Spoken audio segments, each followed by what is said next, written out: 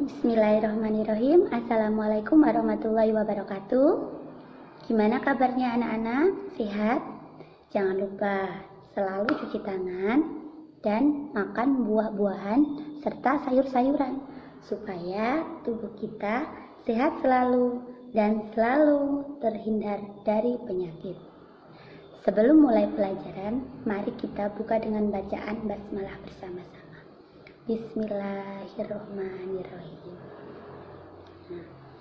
Minggu kemarin kita belajar tentang perkembangan teknologi sandang. Minggu ini kita akan belajar tentang perkembangan teknologi komunikasi. Nah, komunikasi itu apa sih? Komunikasi adalah cara penyampaian informasi antar manusia dari manusia satu ke manusia lainnya. Ya. Nah, informasi itu bisa berupa gagasan, ide, maupun pendapat. Komunikasi itu dibagi menjadi dua macam. Yang pertama, komunikasi langsung, dan yang kedua, komunikasi tidak langsung. Terus bedanya komunikasi langsung dan komunikasi tidak langsung itu apa sih? Komunikasi langsung itu tanpa perantara atau tidak menggunakan alat. Contohnya berbicara.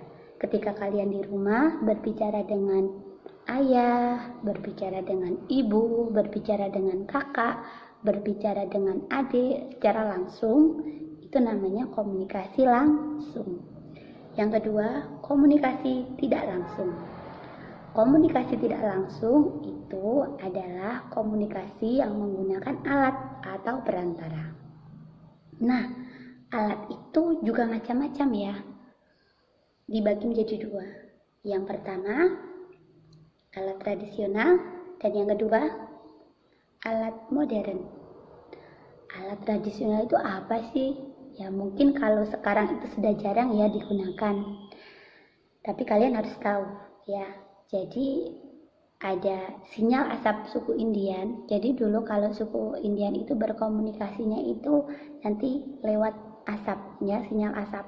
Ya, misalnya ada orang meninggal atau ada sesuatu yang harus dikomunikasikan itu memakai sinyal asap. Yang kedua itu gong. Ada yang pernah lihat gong? Dung dung dung gitu ya biasanya bunyinya. Terus yang ketiga kentungan, dan yang keempat adalah daun lontar ya. Kemudian kalau alat modern, pasti sudah pada tahu semua ya alat modern. Alat modern itu ada HP, koran, televisi, komputer, laptop, radio, serta macam-macam ya. Nah, cara penyampaian pesan itu juga ada dua. Yang pertama jarak jauh, dan yang kedua dengan menulis ya, menulis. Ada yang pernah menulis surat?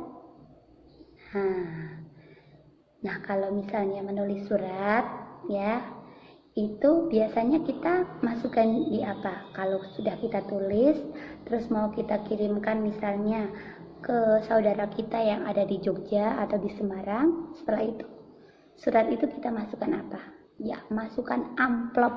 Nah, amplop itu kalau misalnya mbak-mbak mungkin ya pada suka amplop yang ada gambarnya macam-macam ya, ada gambar bunga, ada gambar gambar apa ya?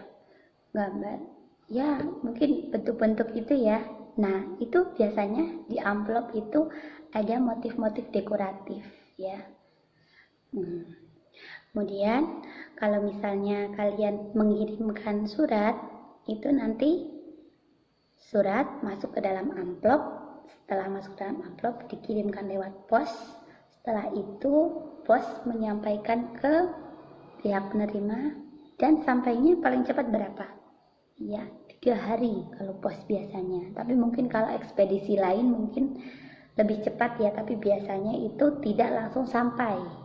Harus menunggu 1 atau bahkan bisa sampai 7 hari kalau jaraknya jauh ya. Nah, tetapi sekarang itu ada yang lebih cepat. Ada yang tahu apa? Ya, menggunakan chat, bisa lewat WhatsApp, BBM, Line, Telegram, dan lain-lain. Ya, itu sampainya itu nggak sampai 1 hari, 1 detik pun nyampai. Ya, 1 detik pun nyampai karena sesuai dengan perkembangan teknologi kita saat ini. Kenapa sih kok bisa secepat ini? Karena apa? Karena ada perubahan zaman dan menyesuaikan kebutuhan manfaat. Cara penyampaian pesan dulu itu menggunakan mesin tik. Ditulis dulu pakai mesin ketik, ya, biasanya bunyi tok tok tok tok tok tok. Nah, setelah mesin ketik, ya, setelah itu sudah jadi. Kemudian apa? Supaya kita tahu informasinya, ya, kita harus membaca, ya, kita harus membaca. Kalau kita tidak membaca, kita tidak tahu ada informasi apa. Nah, dulu itu pakai koran, itu pakai mesin tik.